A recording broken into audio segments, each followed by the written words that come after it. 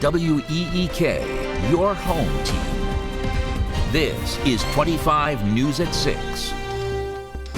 And one of two Peoria fire stations may be safe from the chopping block. Good evening, I'm Amber Kriska. Thank you for joining us tonight. Tyler is off. Sources tell 25 News that an agreement is expected soon between the city of Peoria and the firefighters union. Andy Weber is live outside one of those fire stations that was set to be cut from the budget. Andy, what do we know about this agreement? Amber, sources within the fire department and now the city have confirmed the union will drop their unfair labor practice they filed against the city back in 2018. Under this new agreement proposed by the city manager, either engine 4 here behind me on the south side or engine 20 to the north will be saved, but not both. A previous decision by the city council have both slated to be shut down next month. The Labor Relations Board ruling on the unfair labor practice calls for the city to fully staff the fire department to the 2018 levels and pay the agency $500,000 to cover lost wages. But under this agreement, all those requirements will go away, and either engine 4 or 20 will remain in service through March 31st of next year. Local 50 Union President Ryan Brady would not comment on the vote, but says he looks forward to meeting with city leadership early next week. Reporting live in Peoria, I'm Andy Weber, 25 News. Amber? Well, a costly decision. The Peoria Park District has decided to take down the Christopher Columbus statue in Bradley Park. Paige Blanzy tells us how the removal could cost the Park District up to $18,000.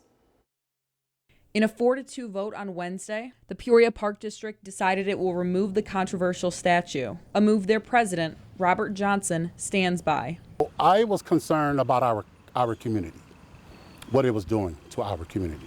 And I do not want Peoria separated, tore up. The removal comes at a price. The Park District estimates doing so could cost them up to $18,000. Johnson says it's about more than the money. Some things you just can't put a price on money-wise because this was important to me that we use that type of money, and I don't think it's going to be $18,000 to be honest with you, but I don't think the money was an issue with us in this case than our city being divided and our city being fractured. Johnson says sometime this fall, the steps, base, and statue will all be removed. Libby Tronis, an assistant history professor at Bradley University, was part of the series of meetings, which allowed the community to voice their thoughts about the removal.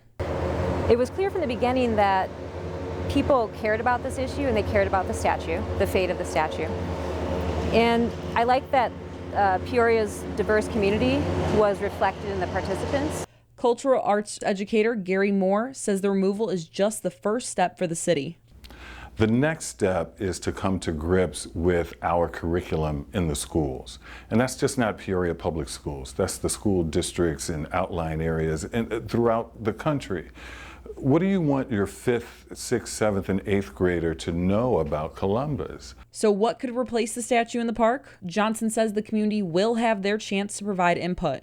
Reporting from Bradley Park, Paige Blanzy, 25 News. Chuck is tracking summer-like temperatures as we start the weekend. How about some mid-80s tomorrow, Amber? It'll feel like summer out there. Back to the 70s on Sunday, then a big change next week.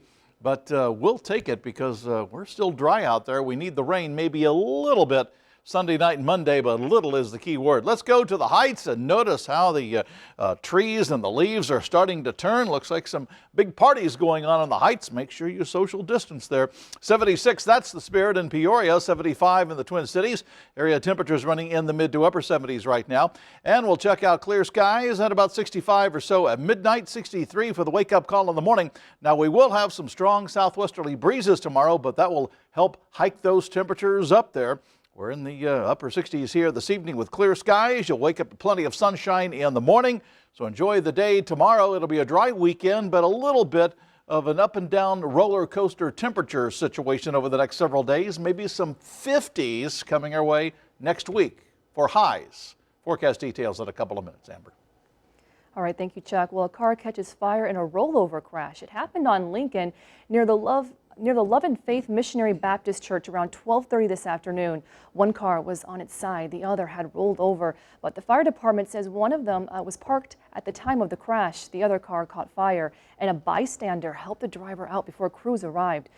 Firefighters, they put the fire out, and that driver was taken to the hospital. They are expected, we're told, to be okay. A teen accused of fatally shooting 2 men during a protest in Kenosha last month appeared in front of a judge Friday. 17-year-old Kyle Rittenhouse attended the hearing via Zoom from a juvenile detention center in Illinois. He was arrested in the state hours after allegedly shooting and killing 2 men and injuring another during protest in Wisconsin. The teen's lawyers portrayed him as a courageous patriot who was acting in self-defense and exercising his Second Amendment rights. But protesters on the courthouse steps today disagreed. To call Rittenhouse a hero is reckless and irresponsible. It promotes hate and it promotes violence. With somebody actually shooting people, it's too much. It really is. And the American people really should be demanding peace.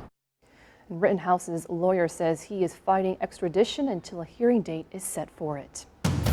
Well, sharing facts or using a scare tactic, that's the debate in Springfield after Lieutenant Governor Juliana Stratton said people in Illinois could see a 20% tax hike if the governor's graduated income tax plan isn't approved by voters in November.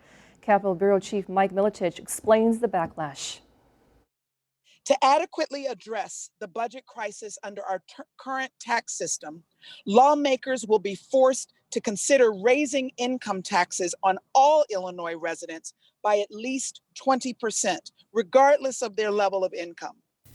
A 20% increase would hike Illinois' current flat tax rate, which is at 4.95%, up to 5.94%. Stratton told virtual rally participants that increase could deepen inequities the state already deals with, and more residents would leave the state. Republican leaders aren't taking the message lightly. But based on yesterday, here's the message in no uncertain words. If you do not pass my tax hike amendment, we will annihilate you with a 20% tax increase across the board when we return to session. Governor Pritzker doesn't think Stratton's comment was a threat to push voters to support his tax amendment. However, he noted residents have 3 choices: the 20% tax increase, a 15% cut in funding for state agencies, or his graduated income tax structure. These are the ones the Republicans are leaving you with, the idea that you're going to raise taxes on the middle class and working class, or that you're going to cut the education, public safety, health care services that people really rely upon. House Republicans say the administration isn't considering meaningful reforms or spending reductions or efficiencies within state agencies. They also feel Pritzker is ignoring a constant message from residents. They're sending a message to Springfield that says, stop coming back to Illinois taxpayers every couple of years to raise income taxes because you refuse to deal with the underlying issues that are causing so much hardship and so much pressure for families across the state of Illinois. Reporting in Springfield, Mike Militich, 25 News. Peoria and Putnam counties are among 17 local counties under a COVID-19 warning level this week. Peoria's cases per 100,000 people is currently 3 times what the state recommends. The Peoria City County Health Department says many of these new cases are from large gatherings at Bradley University and outbreaks in long-term care facilities. The other reason for